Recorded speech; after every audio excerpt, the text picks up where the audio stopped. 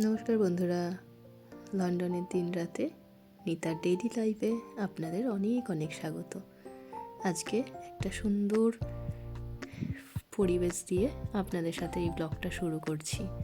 আশা করি আপনারা সকলে ভালো আছেন, সকলে সুস্থতা কামনা করি। চলুন, কি অপূর্ব ফুলগুলো একবার দেখুন।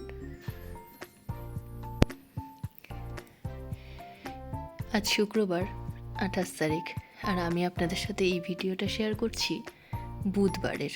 ওই যে সেদিনকে কালকের ভিডিওতে শেয়ার করেছিলাম ট্রাফালগার স্কোয়ারে গেছিলাম, সেখান থেকে বলেছিলাম সামনের পার্কে, এটা সেই পার্কের ভেতরে এমবাঙ্কমেন্ট পার্ক। কি অপূর্ব দৃশ্য দেখুন, মানে ফুলগুলো এত সুন্দর হয়ে রয়েছে। এখন না লন্ডনের প্রত্যেকটা পার্ক এরকম বিভিন্ন ধরনের ফুলে সেজে উঠেছে।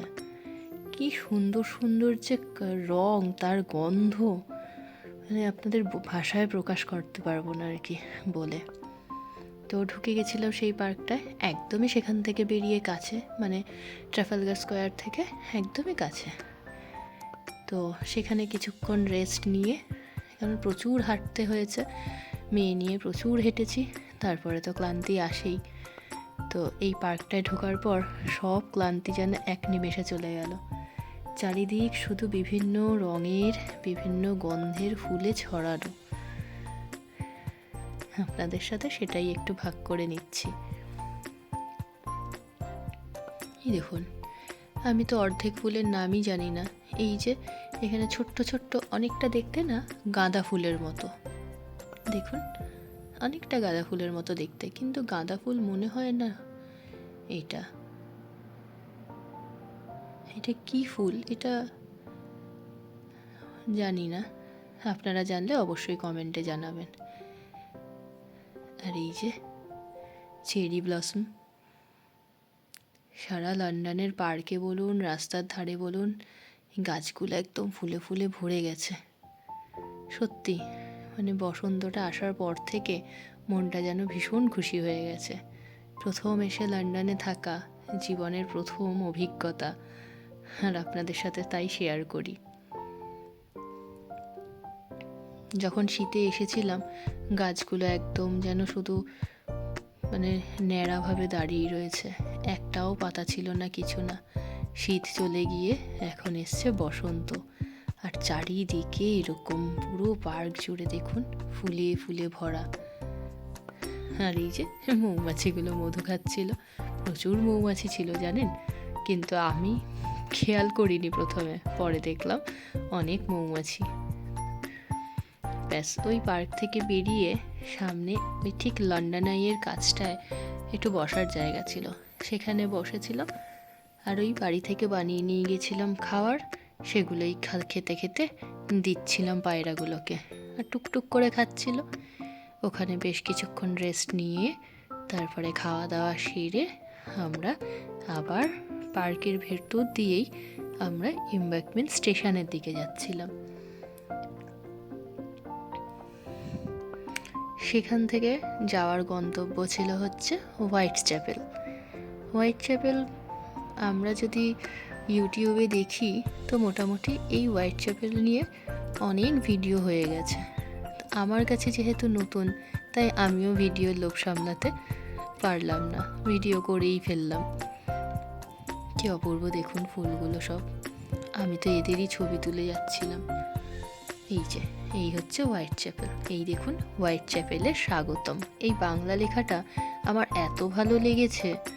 আর সব থেকে ভালো লেগেছে, আপনি এখানে ঢোকার পর আপনি মনে হবে যেন আমার জন্মস্থান কাঁচরাপাড়া আর আমাদের এখনের থাকা কলকাতা সেখানেই যেন রয়েছি।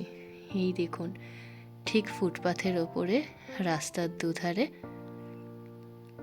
সারি সারি দোকান, আর একদম রাস্তার ওপরে রয়েছে ছোট ছোট ত্রিপল খাটিয়ে সেই দোকানগুলো।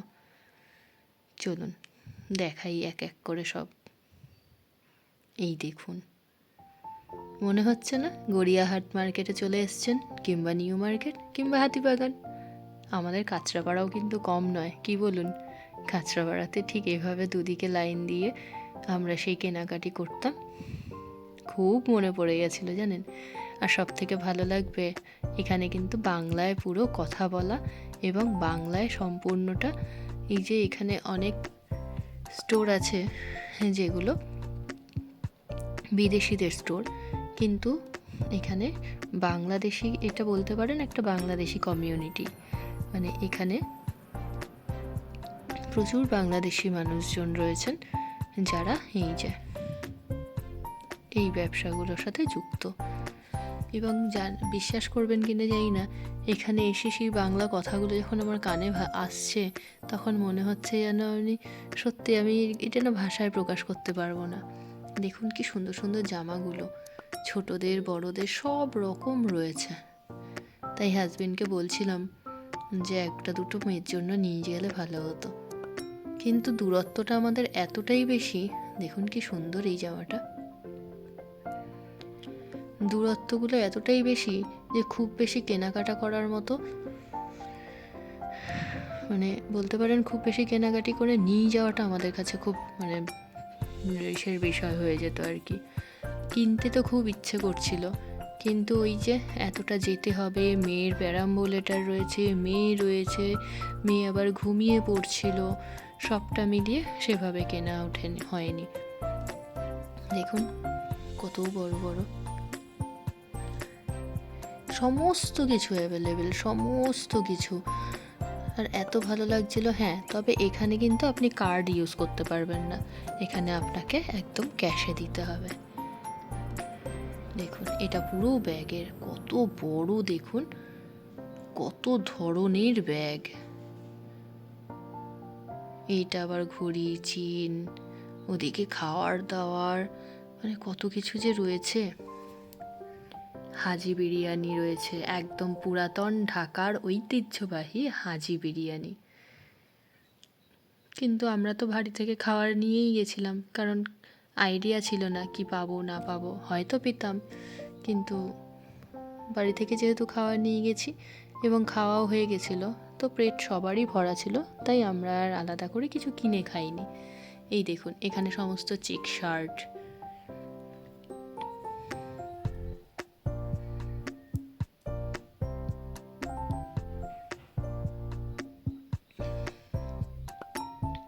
এখানে আবার এই যে হাফ স্লিভসের শার্ট। হাজবেন্ডকে বলছিলাম নেবে, তো নিল না। এই দেখুন এখানে সুপুরি 9.99 পাউন্ড পার কেজি, প্রায় ধরুন 1000 টাকা কেজিতে। আর এখানে ছিল সমস্ত সবজির বীজ ওখানে। এটা আবার অন্য সাইড, মানে আমরা যেদিকে গেলাম তার উল্টো দিকে। এদিকে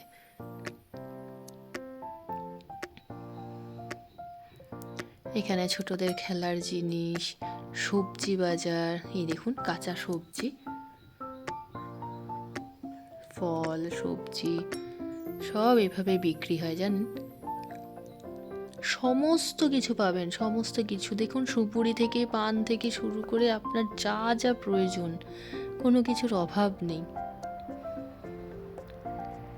তাই ভিডিও করে ফেলেছি, ভালো ভিডিও করে আপনাদের সাথেও শেয়ার করি। লন্ডনে এসে নিজের কলকাতার ফিলিং, কিংবা বলতে পারেন কাঁচরাপাড়ার ফিলিং বেশ ভালো লেগেছে জানেন তো। এই দেখুন এদিকে সব সবজি, লতি থেকে শুরু করে সমস্ত কিছু রয়েছে। প্রচুর হেঁটেছি জানেন, প্রচুর হেঁটেছি, লাস্টে বড্ড টায়ার্ড হয়ে গেছিলাম। ব্যাস এই হোয়াইট চ্যাপেল, ওখান থেকে কিছু মাছ টাছ কিনে এনেছিলাম। আর আজকে শেয়ার করি, আজকে মানে শুক্রবারের রান্না। আজকে তো আমাদের শুক্রবারের নিরামিষ, তো ওই নিরামিষ রান্নায় কি কি করলাম সেটা। কি কি করলাম বলতে এর আগেও আমি দেখিয়েছি, আর আজকেও করেছিলাম ফুলকপির ধোকা। অনেক দিন পর আবার করলাম, তো ভাবলাম সেটা আবার শেয়ার করে দিই।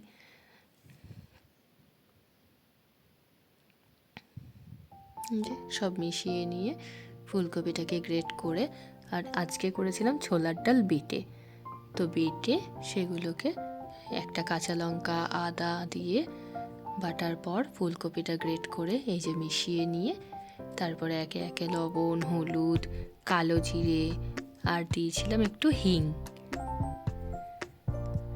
সবটা দিয়ে ভালো করে হাতেই মেখে নিয়েছিলাম।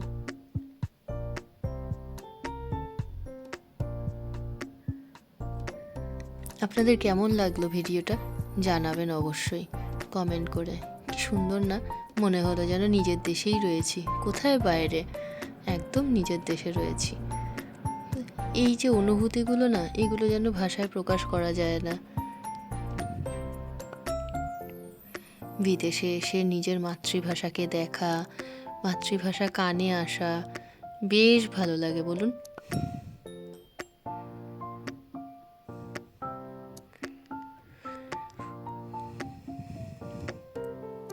ভিডিওটা একটু লম্বা হয়েছে ঠিকই, কিন্তু আমার মনে হলো একবার দেখিয়ে দিই, যদি কোনো নতুন বন্ধু দেখতে চায় তাহলে দেখতে পারবে, সেই জন্য আর কি এই রেসিপিটাও ঢুকিয়ে দিয়েছি।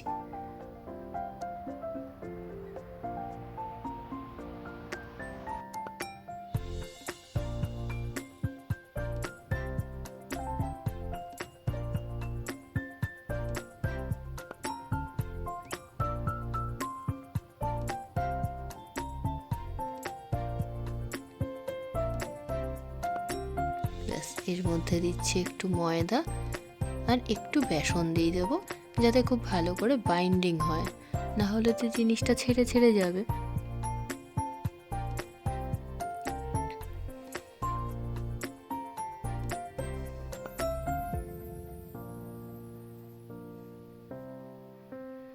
এবার হাত দিয়ে ভালো করে মিশিয়ে নেব।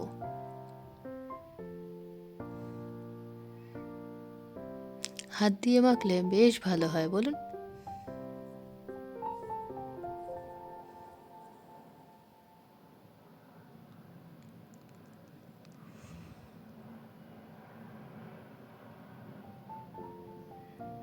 আমার তো এই চামচে চামচে আমি একদমই পারি না।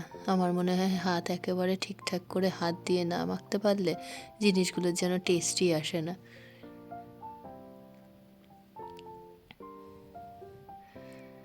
এই যে একটুখানি তাওয়ায় নাড়িয়ে নিয়ে জলটা হালকা শুকিয়ে দিয়ে ব্যাস, এই যে এই প্লেটটার মধ্যে একটু হালকা করে তেল মাখিয়ে নিয়ে ব্যাটারটা ঢেলে দিয়ে খুন্তির সাহায্যে ভালো করে চেপটা করে নিয়ে এই যে এখন আস্তে আস্তে পিসগুলো কেটে নিচ্ছি। ভিডিও অনেক লম্বা হয়ে যাচ্ছে, সেই জন্য আর ওই প্রসেসিংটা দেখালাম না। তৈরি হওয়ার পর এই যে টুকরো টুকরো করে কেটে নেব, তারপর সেগুলোকে ভাজবো। আজকে আবার মেঘলা, জানেন, সকাল থেকে একটু বৃষ্টি, আবার একটু রোদ উঠছে, আবার মেঘলা হচ্ছে। সেদিনকে বুধবারটা এত সুন্দর ওয়েদার ছিল, মানে সেইটাকেই কাজে লাগিয়েছি বলতে পারেন। 2-3 জায়গায় ভালো করে ঘুরে টুরে সব স্মৃতি তুলে নিয়ে চলে এসেছি। ইচ্ছে আছে আগামীকাল বেরোনোর, জানি না এরকম যদি ওয়েদার থাকে তাহলে তো বেরোনো কী হবে বলতে পারবো না, কারণ এখানে আবার মাঝে মাঝেই তো মেঘ আর বৃষ্টিতে ছেয়ে যায়। যদি বৃষ্টি হয় তাহলে আর বেরোনো হবে না।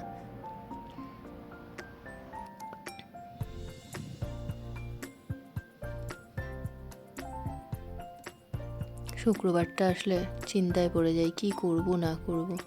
নিরামিষ খাওয়াই যায়, কোনো অসুবিধা হয় না, কিন্তু আমাদের নিরামিষে যেমন টক খাওয়া যায় না, ছানা পনির আমরা খেতে পারি না, যেহেতু সন্তোষীমার পুজো হয় সেই সংক্রান্ত নিরামিষ শাশুড়ি মা খান, তাই আমরাও খাই। তো সেক্ষেত্রে কি হয়, টমেটো দেওয়া যায় না, কিংবা কোনো টক খাওয়া যায় না, ছানা খাওয়া যায় না। নিরামিষ মানে পনির তো আমরা মোটামুটি খেতে ভালোবাসি, খাওয়াও যায়, কিন্তু শুক্রবারে কিন্তু আমাদের সেটাও পারা যায় না। তো মাঝে মাঝে যেমন মাথায় ঘুরতে থাকে কি করব, কি বানাবো। তো আজকে ফুলকপিও ছিল, কালকে ছোলার ডাল ভিজিয়ে রেখেছিলাম, ভাবলাম না অনেক দিন হয়ে গেছে ধোকা খাওয়া হয়নি, চলুন আরেকবার ধোকা করে নিই। এই ধোকাটা করতে করতে ভাবলাম ভিডিওগুলো করে আপনাদের সাথে শেয়ার করে দেব।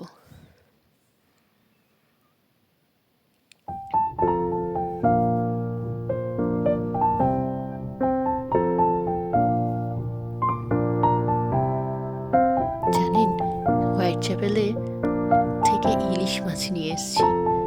হ্যাঁ, আর পেয়েছে কাজলি মাছ, দেখাবো রেসিপিগুলো। আর জানেন তো, ইলিশ মাছটা মোটামুটি যেটুকু দেখলাম আমাদের ওখানের মতোই দর। ওই ধরুন কেজিতে 1200 টাকা, ছোটোগুলো ওই তোমার আপনাদের 500-600 গ্রাম ওজন কিংবা 700 গ্রাম ওজনেরগুলো 600-700 টাকা করে। খুব কিন্তু বেশি হেরফের দেখলাম না। আর সত্যি কথা বলতে পদ্মার ইলিশ খুব লোভ লাগছিল, তো আমরা ছোট দুটো নিয়ে এসেছি। এই যে দেখুন, ভাজা হয়ে গেছে, কি সুন্দর হয়েছে দেখতে। আর কটা ছিল ভেজে নিই। তো নিয়ে এসেছি ইলিশ মাছ। আমাদের এখানেও পাওয়া যায়, এখানে মানে হন্সলো সেন্ট্রালেও পাওয়া যায়, তো আমাদের কেনা হয়নি। ওখানে গেছিলাম, দেখে বেশ ভালো লেগেছে। ওই পেয়েছিলাম ইলিশ মাছ নিয়ে এসেছিলাম, আর কাজলি মাছ পেয়েছিলাম, সেটা নিয়ে এসেছিলাম। আর নিয়ে এসেছি ধুলো শাক। এখানে ধুলো শাকটা আবার পাওয়া যায় না। যে স্টোরটা থেকে এই মাছ টাছগুলো আনি সেখানে মাঝে মাঝে ধুলো শাক থাকে, কিন্তু খুব একটা ভালো থাকে না, সবই যেন একদম সেই মিলিয়ে থাকে, মিটিয়ে থাকে। তাই ওগুলো আর ওই শুকনো শুকনো থাকে বলে ওগুলো আর আনি না। কিন্তু এবারে যখন গেছিলাম হোয়াইট চ্যাপেলে, তখন দেখেছি কি সুন্দর ফ্রেশ ধনেপাতা, সবজিগুলো বেশ ফ্রেশ ছিল। তো নিয়ে এসেছিলাম 2 বাটি ধনেপাতা, 2 বাটি ধুলো শাক, কুমড়ো, লতিও দেখেছিলাম জানেন, কিন্তু লতিগুলো এত অবস্থা খারাপ, সে যেন আমার থেকেও রোগা, কিছুই ওগুলো থেকে বেরোতো না। তাও 1 পাউন্ড বলছিল, 1 পাউন্ড মানে ধরুন 110 টাকা মতো। তো নিলাম না, কারণ ওগুলো ছুলতে একদমই পারা যাবে না, অনেকক্ষণ হয়ে গেছিল, ওই জন্য আর নিইনি। বাকি দেখালাম তো, সুপুরি, পান বলুন, যা চাইবেন তাই পেয়ে যাবেন। কি ভালো, তাই না? এই যে এবার গ্রেভিটা করে নেব। আলুটা ভেজে তুলে নিয়েছি। এবার ওই নিরামিষ গ্রেভিতে যা হয় আর কি, এলাচ, একটুখানি তেজপাতা, শুকনো লঙ্কা, জিরে আর দারচিনি, এই দিয়ে ভালো করে একটুখানি ভাজা ভাজা করে তারপরে এবার মশলা দিয়ে দেবো।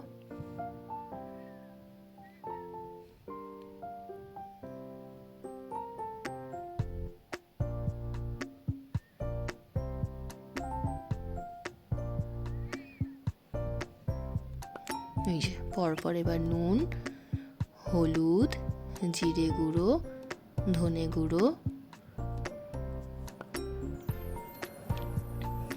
কাশ্মীরি রেড চিলি পাউডার, আর এই যে কাঁচা লঙ্কা দিয়ে দিলাম।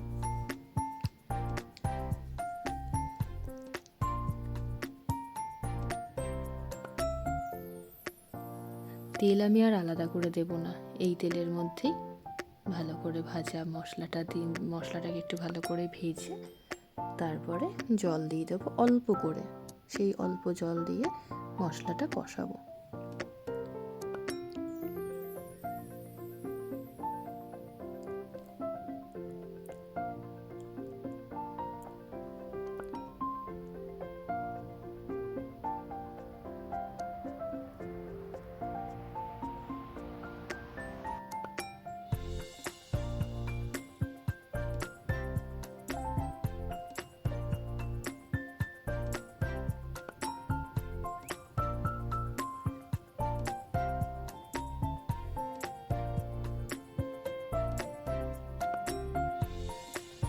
চেষ্টা করি যখন যেখানে যাই, যেটা রান্না করি, সেগুলো ডেলি ব্লগের মাধ্যমে আপনাদের সামনে তুলে ধরার। আপনাদের কেমন লাগছে একটু জানাবেন, ভালো লাগলে একটু লাইক করবেন, পাশে থাকবেন। হ্যাঁ, চ্যানেলটিকে পারলে একটু সাবস্ক্রাইব করবেন আর শেয়ার করবেন, যাতে অনেক মানুষের কাছে পৌঁছতে পারি।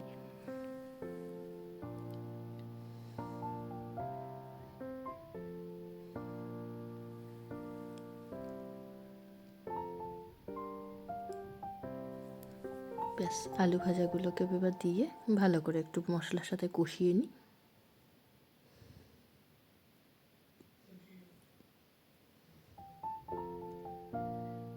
ও, ভুলে গেছিলাম আদা দিতে, আদাটা একটু কুড়িয়ে নিচ্ছিলাম। যে অল্প করে আদা দিয়ে এবার ভালো করে মশলা কষাবো।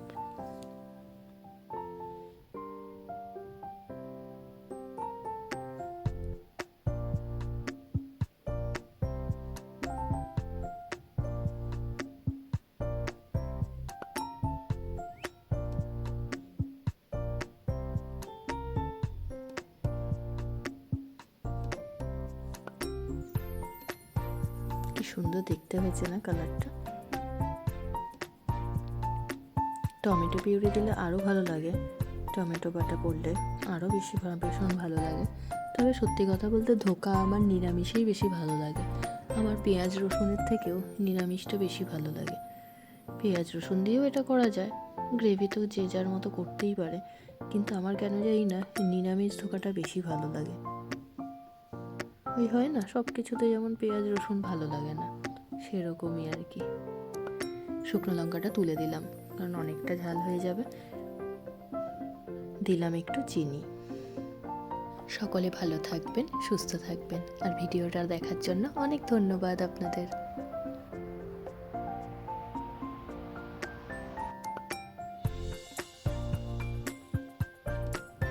ব্যাস, এবার জল দিয়ে দেবো, একটু বেশি করে জল দেবো, কারণ ধোকাগুলো যখন ফুটবে তখন জল টানবে। আর একটু ঝোল রাখবো, কারণ বড় সেরকম আর তরকারি করিনি। সাথে রেখেছিলাম একটু ধুলো শাক ভাজা, ওই যে হোয়াইট চ্যাপেল থেকে আনা ধুলো শাক, সেটাই ভেজে নিয়েছিলাম কালো জিরে কাঁচা লঙ্কা দিয়ে। আর রেখেছিলাম একটু কুমড়ো সেদ্ধ আর উচ্ছে আলু দিয়ে একটা পাতলা ঝোল, যেটা রাঁধুনি ফোড়নে। ওটা আবার আমাদের দুজনের ভীষণ ভালো লাগে জানেন তো, আর মেয়েকেও দিই। তো সেরকম কিছু করিনি বলে, বড় রান্না ছিল না বলেই এটা করলাম।